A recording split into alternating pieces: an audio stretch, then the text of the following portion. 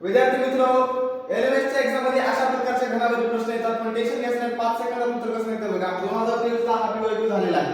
आता या ठिकाणी बघा, इथं गणित दिलंय, तिथे गणित दिलंय, म्हणजे या गणाची दुसरी बाजू तुम्हाला इथे फिरून दिली आहे आणि 5 च्या विरुद्ध दिशेला कुठला अंक येईल तो विचारलाय. ट्रिक अशी आहे की दोघांमध्ये तुम्हाला सारखा अंक कुठे दिसतो ते बघा. इथं पण 2 आहे, इथं पण 2 आहे, बरोबर आहे.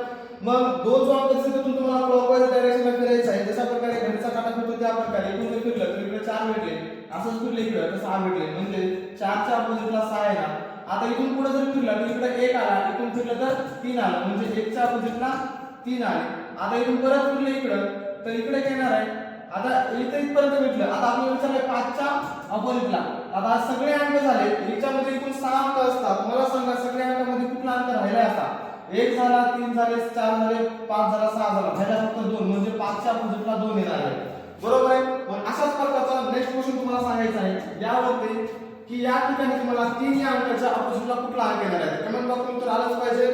धन्यवाद.